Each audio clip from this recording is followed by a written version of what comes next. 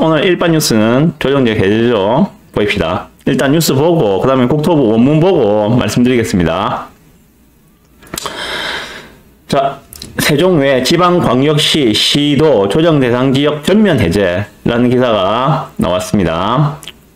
저도 이거 생각도 안 하고 있다가 오늘 갑자기 이 기사가 나와가지고 여기 해당되는 내용들 뭐 어떤 파급 효과가 있는지 분석한다고 오후에 골머리 좀 알았습니다.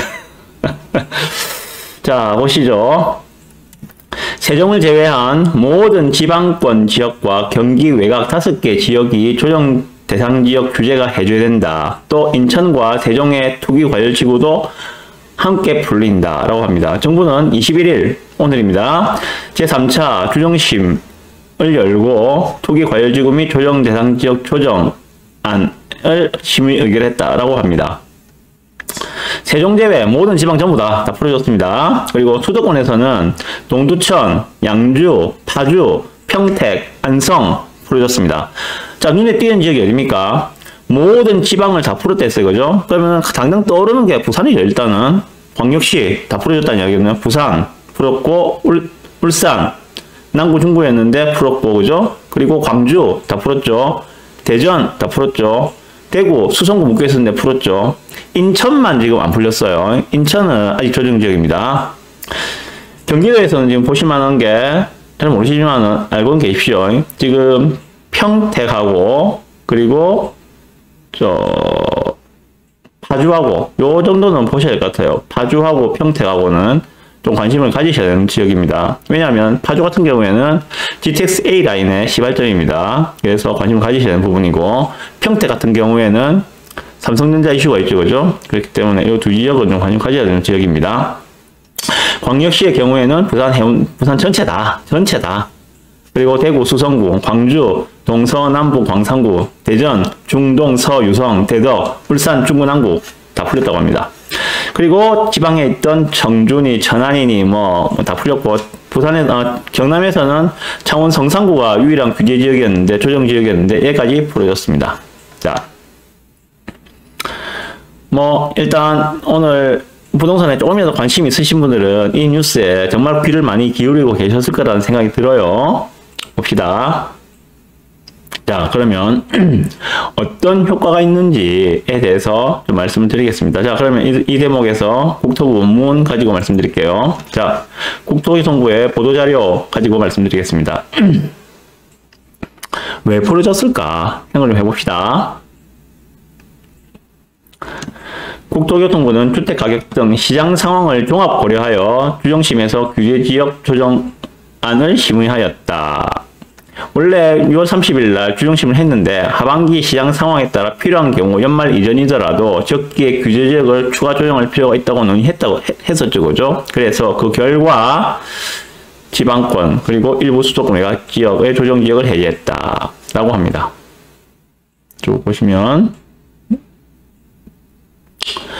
자, 왜 그랬는가 하면은 민간위원들은 최근 주택가격 하락폭이 확대되고, 지금 전국적으로 지금 거래 절벽과 동시에 주택가격 하락이 나타나고 있죠. 부산도 예외가 아니고 서울도 예외가 아니었습니다. 그죠? 특히 서울 쪽에서는, 서울 외곽인 노도강 쪽에서 하락폭이 심하다고 기사들이 연일 떴습니다. 그리고 두 번째, 금리 상승. 금리가 급격하게 많이 올랐죠. 그죠? 오늘도 지금 미국의 FOMC가 아마 진행하고 있을 건데 결과는 모르겠습니다. FOMC에서 1%를 올릴지 뭐 0.75를 올릴지 뭐 왈가왈부하고 있던데 모르겠습니다. 그거는. 그래서 각 급격한 시기의 금리 상승이 하향 안정 요인이 증가하였던 점에 인식을 같이 하였다. 특히 지방의 경우에는 하락폭 확대, 미분양 증가 등을 감안할 때 선제적인 규제지역 해제 필요성이 있다고 분석했다라고 합니다. 다만 서울하고 인접지역, 어디 말합니까? 하남, 과천, 성남, 그리고 광명, 요 네 군데는 서울 외곽의 최핵심 지역입니다. 그죠? 얘들 당연히 안 풀어졌죠.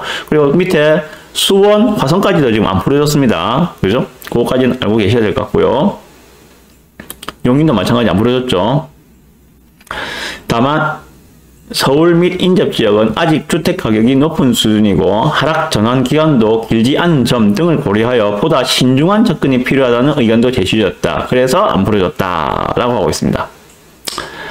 보기면 뿌듯합니다. 해제지역, 광역시, 부산 전 지역 다 들어가 있습니다. 뿌듯합니다. 세종은 안 풀렸어, 그죠? 다만 세종시의 경우에는 최근 지속 확대된 주택가격 하락폭 등을 감안하여 투기 과열은 해제를 했어, 그죠? 투기 과열 지구는 해제했지만은 아직까지 미분양이 적다. 미분양이 쌓인 게 없다. 미분양이 쌓인 게 거의 없거든요, 여기는 지금. 청약, 그리고 높은 청약 경쟁률 등을 고려해서 조정 대상 지역은 유지하기로 했다. 라고 합니다. 예, 그렇게 이야기했네, 그죠? 자, 다음에 고질 지역, 요거죠. 그러면 언제부터 이게 효력이 발생하느냐. 그래서 효력 발생 시점은 다음 주 월요일이다 하는 것을 알고 계시고요. 자, 보시면은, 자, 부산 같은 경우에 2020년도 11월 20일 날 해수동 연남이 먼저 지정이 되었죠, 그죠? 그리고 나머지 지역 전체 다 중구하고 기장군 빼고 한 달 뒤인 12월 18일 날 다 지정이 되었습니다. 그러다가 지금 2022년 9월 달이니까 거의 뭐 한 2년 가까이 조정지역으로 묶여 있었습니다. 그럼에도 불구하고 21년도에는 부산의 집값이 올랐었죠. 규제에 묶여 있었어도 올랐었습니다. 그러다가 작년도 정확하게 21년도 9월 달부터 주택 경기가 부산의 집값 상승이 완전히 누그러졌죠, 그죠? 그러면서 올해 들어서는 하락의 모습도 나타났습니다. 히스토리는 그렇게 알고 계시면 될 것 같고요. 경남에서 유일한 규제 지역이었던 창원 성산구도 해제가 되었다는 것입니다. 자, 보시면 이걸 좀 보셔야 됩니다. 자, 그러면은 야, 가보라 알겠어. 그래 뭐 조정지역 해제됐다는 기사가 떴는데, 야, 그러면 조정이 해제되면은 도대체 뭐가 달라지는 거야? 뭐가 뭐 왜 그렇게 호들갑을 떠는 거야? 라고 말씀하시는 분이 있을 것 같아서 말씀드리겠습니다. 여기에 지금 조정지역으로 묶여 있을 때 요 해당되는 내용들이 전부 다 사라지는 거예요. 사라지는 거예요. 근데 주의하실 게 하나 있는데 그것도 말씀드릴게요. 자, 보시면 자, 일단 조정 대상 지역일 때는 LTV가 뭔가 아시죠? 그죠? 주택 감정 가격 대비 대출 비율입니다. 집값의 50%, 9억 이하인 경우에는 50%만 대출을 해줬었는데, 요게 풀이해야 되는 거죠, 그죠? 그리고, 다주택자에 대해서도, 지금, 가계대출, 여기는 없구나. 여기 있네, 그죠? 가계대출, 2주택 이상, 다주택자에 대해서도 주택 신규 구입을 위한 주담대가 금지되었어요. 돈 10원도 대출 안 해줬거든요. 2주택 이상 보유자가 주택을 신규 구입할 때는. 그런데 이것도 이제 풀어지게 됩니다. 예를 들어서 내가 2주택자예요. 그죠? 그런데 추가로 집을 하나 더 사고 싶어. 비조정 지역에. 그러면은 요거는 그 집값의 그 감정가에 대해서 그 인정을 해주고 대출을 내준다는 이야기가 됩니다. 그리고 제일 중요한 거는 요겁니다. 요거. 세제에서 2주택 이상자 취득세 중과가 지금 없어지게 됩니다. 자, 부산에 내가 1주택이 있습니다. 그죠? 뭐, 부산이 어디든 자주 없습니다. 1주택 있는 상태에서 이전에, 오늘까지 조정지역이니까, 조정지역에 내가 추가로 집을 한 채 더 샀다라고 했을 때는 취득세가 8%입니다. 정확하게 그 지방세까지 합치면은 8.8%가 되겠죠. 그런데 이게 지금 1%로 떨어진다는 이야기입니다. 정확하게는 1에서 3%가 되겠죠. 자, 요게 정말 크거든요. 다시 말해서 내가 지금 부산에 집이 한 채가 있어요. 그죠? 아파트가 하나 있는데 참 요즘에 재개발 피도 많이 떨어졌다고 하는데 재개발 투자를 하나 하고 싶어 라고 했을 때 뭐 재개발 투자 한 4억짜리 한다 칩시다. 그죠? 했을 때 조정지역일 때는 취득세가 8432 한 3,500만이 나와요. 그런데 조정이 풀렸다. 이래 되면은 4억짜리 재개발 투자를 한다고 했을 때 취득세가 440만 원이 나옵니다. 차이가 어마어마하죠. 그리고 다주택자에 대해서 양도소득세 중과도 없어지게 됩니다. 비조정지역을 팔 때 예를 들어서 내가 집이 세 채가 있어요. 집이 세 채가 있는데 비조정 거를 팔게 되면은 일반 과세를 한다는 이야기입니다.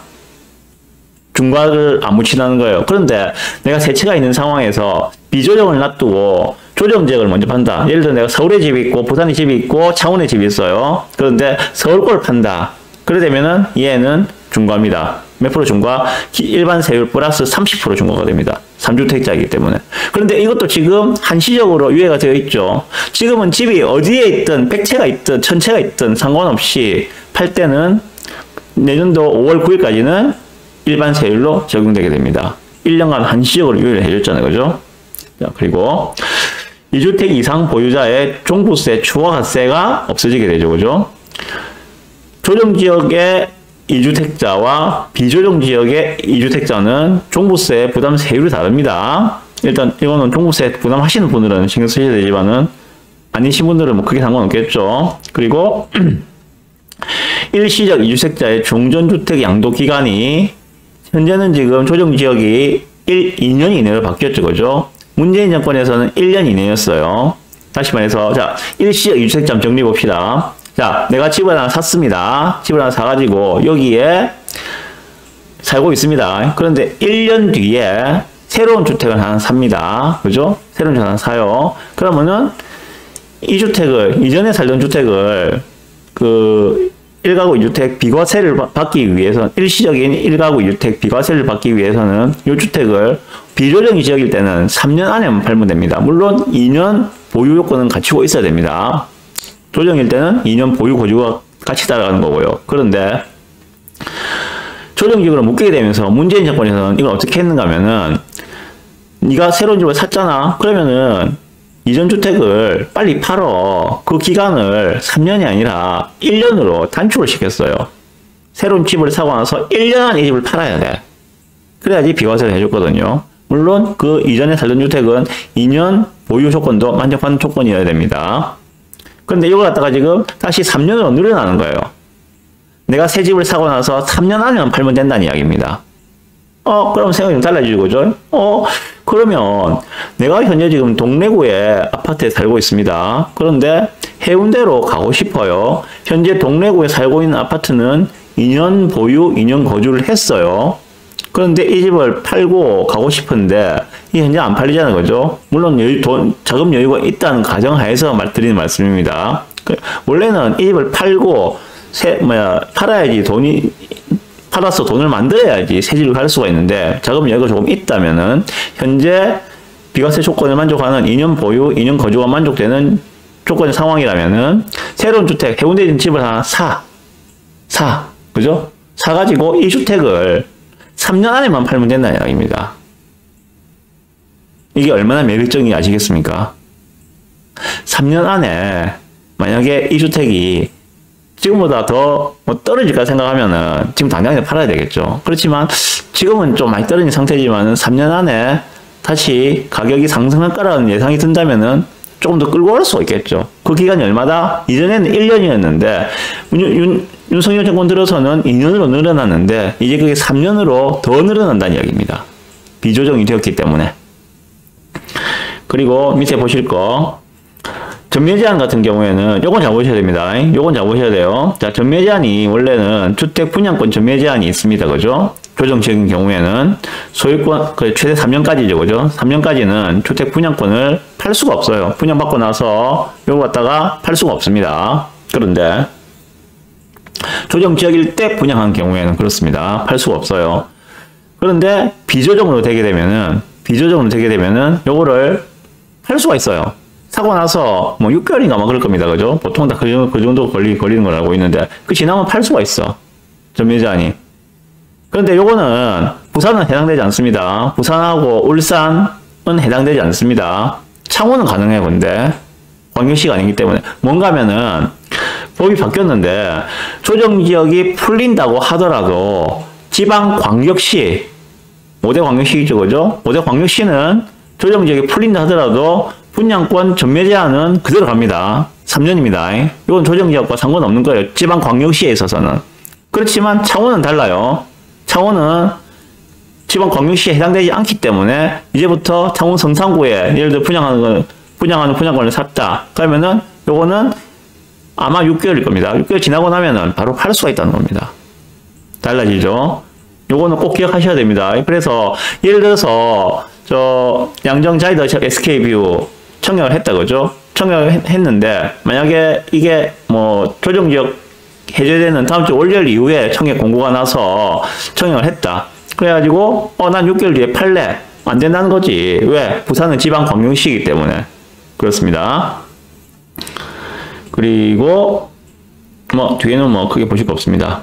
대략 그 정도입니다. 그리고 요거 뭐 자금 조달 계획서하고 입주 계획 신고 의무가 없어집니다. 이런 거 좀 번거롭죠, 그죠? 번거로운데 이런 것도 다 없애준다는 이야기입니다. 요게 조정지역이 해제되면서 나타나는 효과들입니다. 자, 그러면 이걸 한번 보시죠.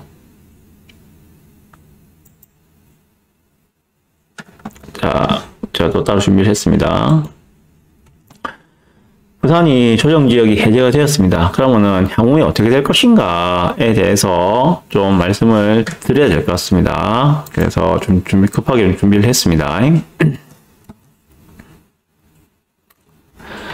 자, 먼저 점검 항목입니다. 점검 항목은 제가 늘 말씀드리는 유동성, 공급 물량, 가격 수준, 정부 정책 요 네 가지로 점검을 해보겠습니다. 자, 세부 내역. 첫 번째, 유동성 부분에서 현재의 상황입니다. 현재의 상황은 단기간에 급격한 금리 인상이 발생했습니다. 자, 이것은 어떤 효과입니까?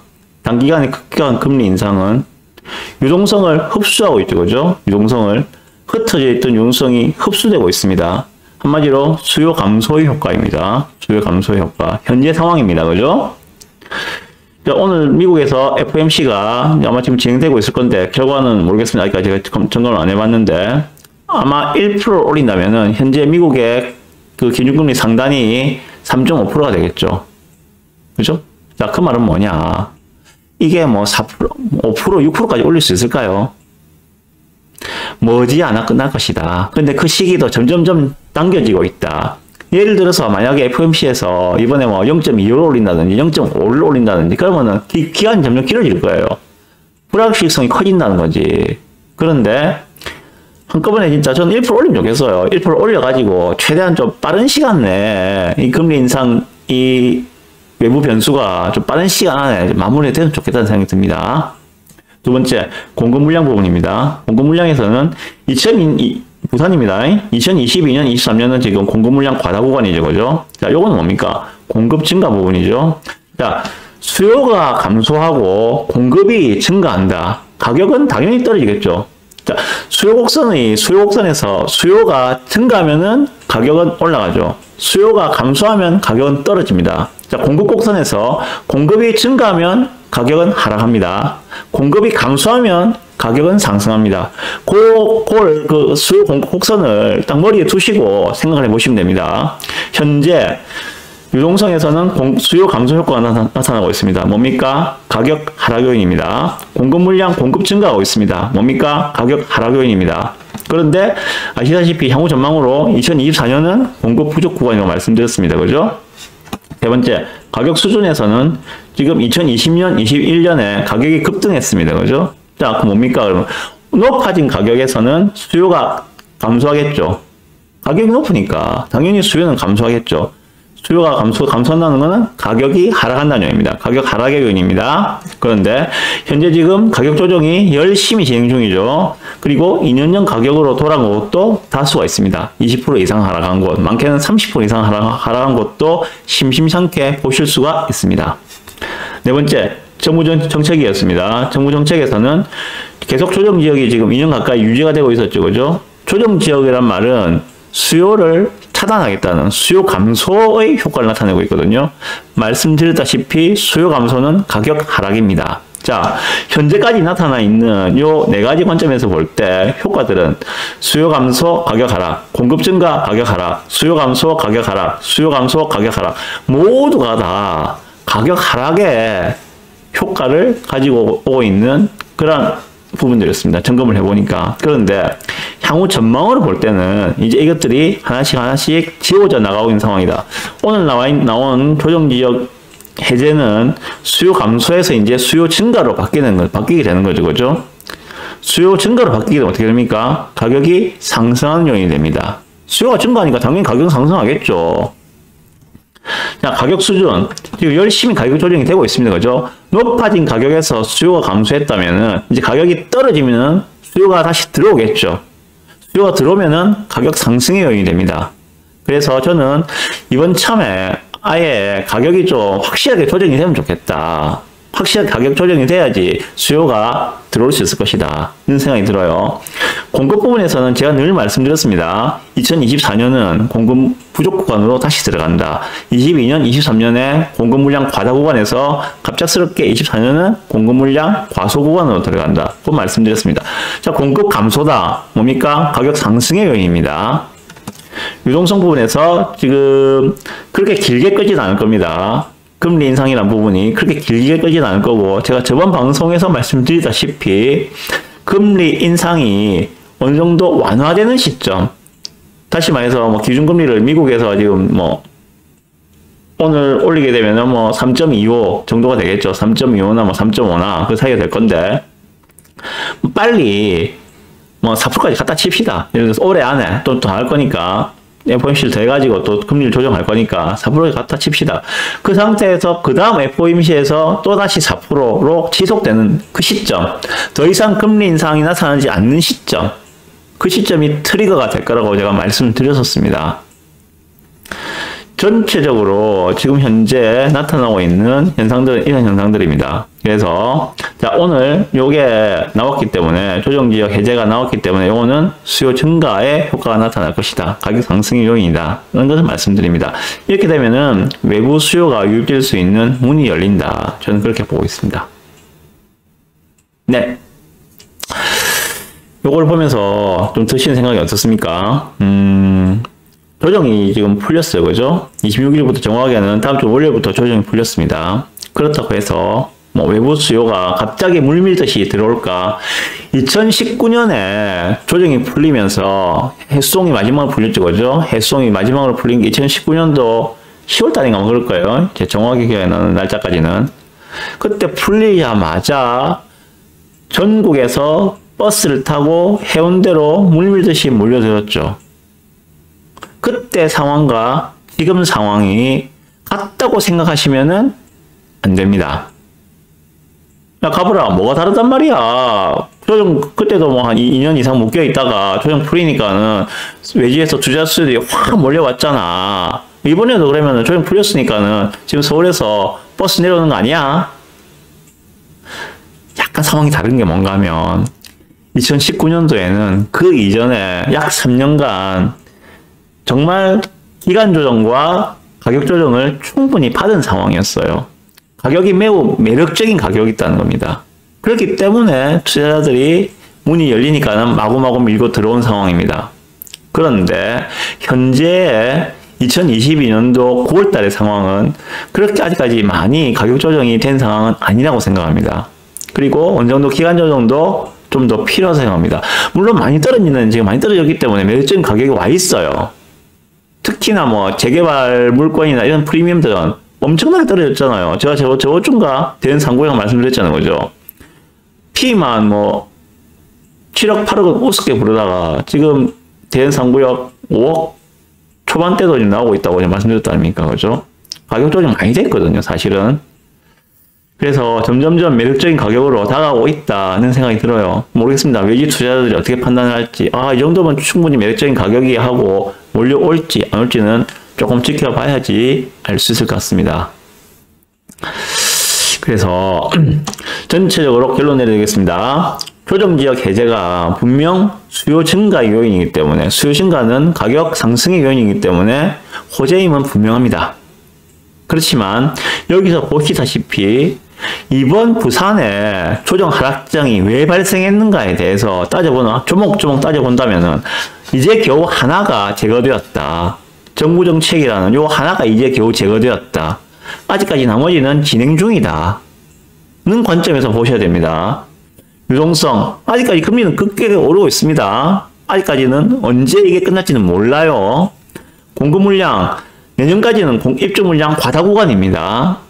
적어도 내년까지는 가격 많이 떨어졌습니다. 더 떨어질지 아닐지는 아무도 모릅니다. 그거는 가봐야 합니다.